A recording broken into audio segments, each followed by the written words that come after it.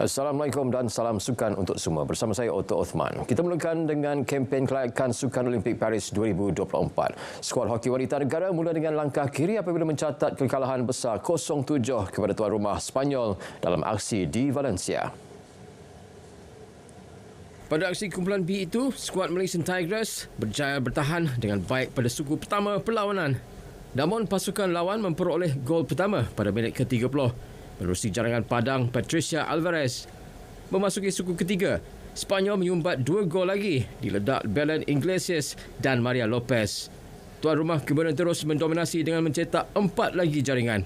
Skuad hoki wanita negara dijadual bertemu Kanada pada perlawanan kedua peringkat kumpulan hari ini. Sementara itu, pengendali skuad wanita negara Muhammad Nasihin Nubli Ibrahim akur dengan kekalahan itu dan mengakui ia bukan pertemuan yang mudah buat mereka.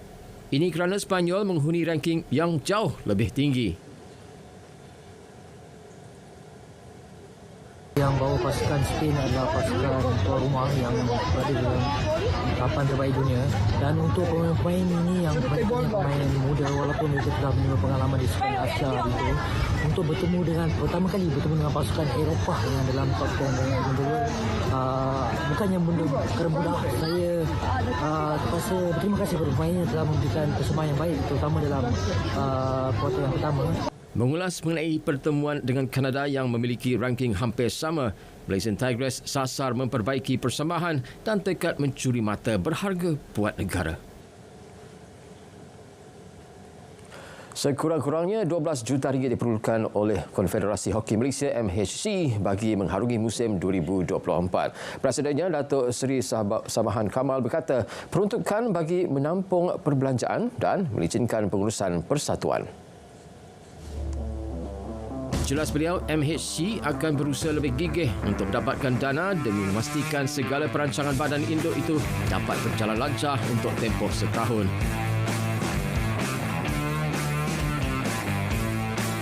Itu tugasan saya sebagai Presiden, tapi saya akan bekerjasama rapat dengan coaching and marketing sponsorship and also my timbalan Presiden. InsyaAllah kita akan tahun ini memang kita punya kerja lah untuk mendapatkan lebih sponsorship dan dana daripada rakan-rakan partnership lah. So we have few people in mind. InsyaAllah we are working hard and like I said, benda itu memang penting lah kalau nak gerakkan sukan ke tahap yang lebih lain. Menurut Datuk Seri Subahan, inisiatif Kementerian Belia dan Sukan KBS dan Majlis Sukan Negara MSN memberi gaji dengan jumlah lebih tinggi kepada atlet di bawah program podium bukan satu langkah yang positif.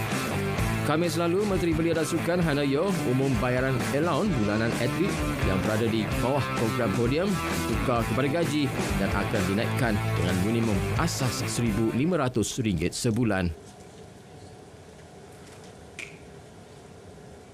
Perak FC dan Majlis Bandara Ipoh akan duduk semeja untuk berbincang mengenai taraf sistem saliran dan pendalaman rumput stadium baharu. Pertemuan diatur dalam tempoh terdekat. Perbincangan itu susulan geran ditawarkan Kementerian Belia dan Sukan KBS. Exco Negeri Khairuddin Abu Halipah berkata langkah itu bagi memastikan situasi menang-menang dapat dicapai antara kedua-dua pihak. Di Perak ini kita ada untuk kawal selia penyelenggaraan stadium di bawah Majlis Bandaraya Ipoh, manakala pengguna utama stadium itu adalah Perak FC. Maka mungkin Perak Negeri akan mengadakan perbincangan secara detail bersama dengan Perak Majlis Bandaraya Ipoh, Perak FC supaya proses penyelenggaraan dan naik taraf stadium itu memenuhi kehendak dan juga impian khususnya Perak FC sebagai pengguna utama di stadium tersebut, dan dia tidak akan mencetuskan suasana yang tidak baik nanti apabila berlakunya penyelenggaraan dan naik taraf itu. Beliau berkata demikian pada perlawanan akhir Piala Zox 2023 antara Kinta Utara dan Sekolah Sukan Negeri di Cepur. Sementara itu, Perak FC berharap geran berkenaan dapat dimanfaatkan sebaik mungkin dengan memperbaiki sistem saliran padang. Ini aspirasi daripada TMJ untuk melihat semua stadium bebas daripada banjir sebab Liga akan berlangsung daripada musim monsun nanti. Jadi dia risau kalau kita tak buat sistem pemparatan dia akan jadi masalah. Dan dia tak semestinya tukar rumput, sama ada nak tukar pepalitan saja pun boleh. Goicoechea dengan free kick. Beliau turut mencadangkan agar Stadium Perak menggunakan rumput jenis bermuda seperti di Stadium Sultan Mizan Zainal Abidin Terengganu. Sebelum itu, KBS menawarkan geran berjumlah RM500,000. Daripada jumlah itu, RM300,000 untuk memberi naik taraf saliran dan selebihnya untuk penanaman rumput. Dalam pada itu, atlet sukan Malaysia Sukma di Perak dinasihat meneliti kandungan makanan tambahan diambil. Rujuk pakar bagi memastikan tiada risiko penyalahgunaan dadah. Atlet perlu mengambil pengajaran daripada insiden doping yang menimpa atlet lompat tinggi kebangsaan Ngu Jiazin. Dan tidak mudah dan sewenang-wenangnya mengambil suplemen-suplemen yang mungkin ditawarkan oleh barisan jurulatih ataupun masyarakat ataupun doktor-doktor tertentu. Dia perlu merujuk kepada pakar perubatan yang telah diberi tanggungjawab oleh Majlis Sukan Negeri supaya tidak ada berlaku kes positif doping yang akan melanda bagi kontijen Perak di Sukma 2024 nantilah. Jiazin digantung 2 tahun daripada sebarang kejohanan selepas terkesan guna bahan terlarang subritamin tahun lalu. Beliau berharap atlet berkenaan akan membuat rayuan terhadap hukuman diterima. Perkembangan badminton terbuka Malaysia 2024. Jurulatih bergu lelaki negara Tan Bin Shen memberi skala markah 7/10 kepada anak buahnya Aaron Chia So Woo Yik berhubung persembahan keseluruhan mereka pada kejohanan di Axiata Arena, Bukit Jalil. Bin Shen akui Aaron Woo Yik masih lagi melakukan beberapa kesalahan kecil dalam corak permainan yang sedikit sebanyak mengundang padah kepada mereka sehingga disingkirkan di peringkat suku akhir. Terlebih dahulu, Aaron Woo Yik tewas di suku akhir kepada juara dunia Kang Min Hyuk Seo Seung Ji dari Korea Selatan 21-16, 18-21, 13-21.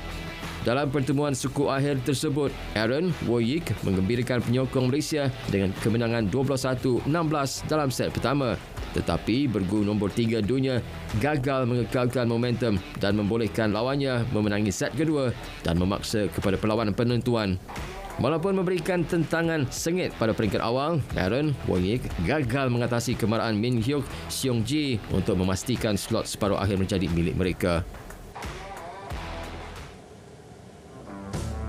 Dalam pada itu, Aaron dan Woo Yik akui kesilapan yang dilakukan pada set kedua menjadi punca gagal melangkah ke separuh akhir terbuka Malaysia kali ini. Mungkin kita, start well. Tapi dekat second game tu mungkin ada over excited sikit lah. So hati nak menang sangat tapi mungkin fokus sana macam main tu ada lari sikit. Yeah, there's few points we couldn't hold tight, and from there those rallies very crucial for us, I think, because we between us with them first and two set also point to point at the early, so I think we have to both focus, and I think because maybe they after that 2 point they are very confident about it and they dare to play, and the win is start to hard to control and become us to pressure, so I think you have to learn from that. Bekas juara dunia itu akan beraksi dalam kejohanan kedua mereka musim ini pada saingan terbuka India yang dijadual bermula dari 15 hingga 21 Januari. Kejohanan bola sepak Piala Asia Qatar 2023. Sabtu 13 Januari, Qatar bertemu Lubnan 11.30 pagi di saluran sukan RTM. Ahad 14 Januari, Australia bertemu India 11.30 pagi. China bertemu Tajikistan 6.30 petang dan Uzbekistan bertemu Syria 7 malam di saluran sukan RTM. Saksikan juga secara penstrima langsung di RTM Click bersama RTM, official media partner.